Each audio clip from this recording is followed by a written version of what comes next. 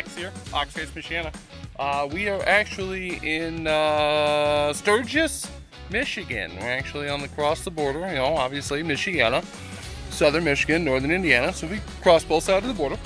But we're actually here on a 15-year-old pond, and we're doing some renovation work.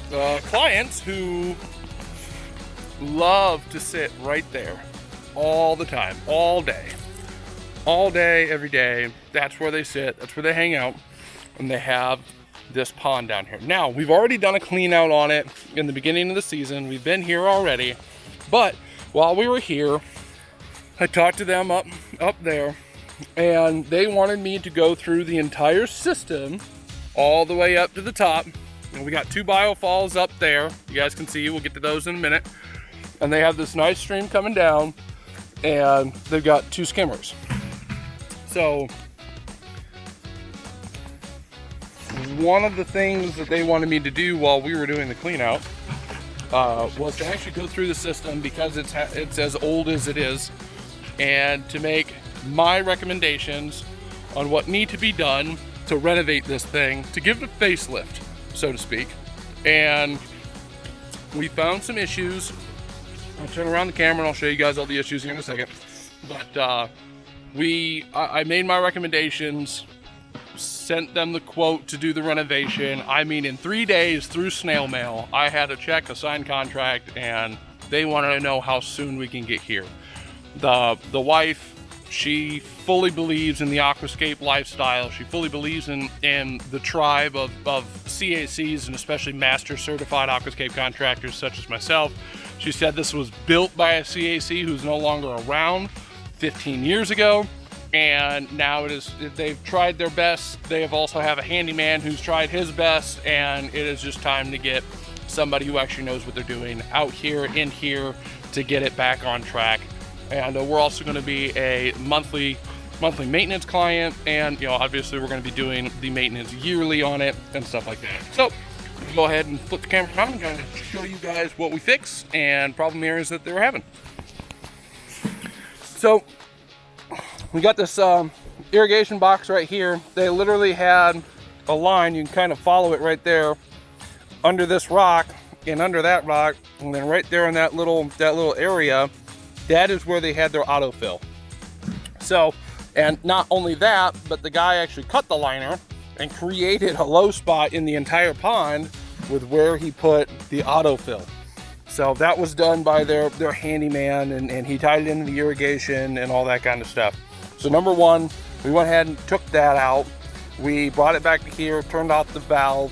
The valve was really old, so we actually cut the valve off, put a new ball valve on it, shut it off, so that way they have that in case they want to do something else with their irrigation. So save them there. Number 2, the next thing, we'll go ahead and open up the old skimmer boxes that they have. These are not Aquascape skimmer boxes, these are Easy Bro, but they also did not have check valves on either of their pumps. Pumps are actually still working great, but they didn't have check valves. So everything that was going up to our filtration system up there at the top at the biofalls, every time this thing shut down, everything came right back and backwashed into the pond, which I'm amazed that they have as good of water clarity. I mean, it might be the fact that we're filling it up with clean water this time, but as far as that goes, I'm amazed at the water quality that they have had. So like I said, we had our autofill over here. We re-ran it to right here. That way their water levels are gonna be good now. We put a check valve here. We actually got them new mats, because they had the old white ones that get clogged up with stuff and all that kind of stuff. Whereas we came in with the most open, porous mats and replaced those.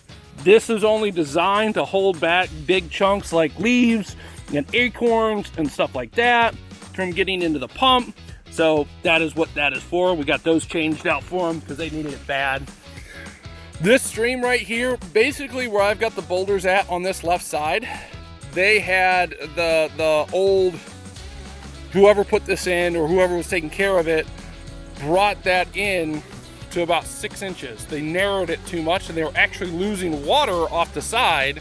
Some of it was coming down and coming back to the pond, but a lot of it was actually going behind the liner, and that's why we're having a lot of washout. They were having a lot of washout problems in that area. That stream, because we got a 4,000 here and a 4,000 there, so we're pumping somewhere between 6,000 and 8,000 gallons an hour to the top through this thing, and to have a 6-inch stream wasn't good.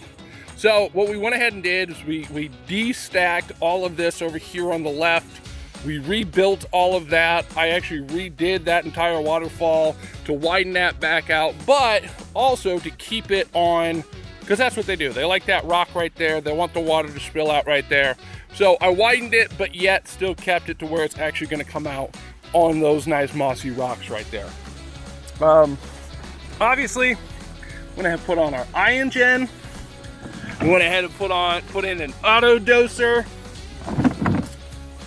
And we also went ahead and put an entire light package on this. Color changing lights.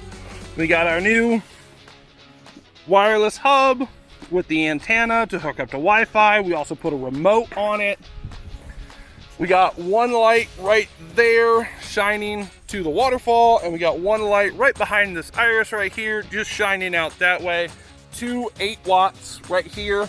And then we have 4 color changing waterfall lights. We got one right there on that drop. We got one inside that upper pond-ish pooling area, and then we'll have 2 right in front of both biofalls that are up there at the top. So that's everything that we've done down at the pond. Now we'll start coming up the stream. I kind of already told you guys about widening this out, redoing all of that. They have also got great selections of moss. I love moss. I love putting moss on rocks. I love it. So we use a lot of moss, and we'll continue to use a lot. We'll save that guy for later. So coming back up the stream, they had a waterfall right here that really wasn't well done. I mean, you guys can see I've got a nice 12-inch drop off of this thing now. They had all of these rocks kind of stacked up, and it was only like a 6 to 8 inch drop. So whoever did this area right here, very ineffective, didn't use all that they could have used to get the optimal amount of use out of this drop. So I went ahead and cleared all of this out, and I rebuilt this whole waterfall. As you guys can see, I kind of foamed on some pieces of moss. I'm not a great moss foamer because I haven't done it very much, but the moss is foamed right there, and it will actually continue to grow, just kind of like you see right here along the stream bed and stuff like that. Lots of moss that they have in their yard. They're in a very well shaded area up here in Michigan, and basically their entire yard is some grass and some clovers and some crabgrass, and then moss underneath everything else. So, all right.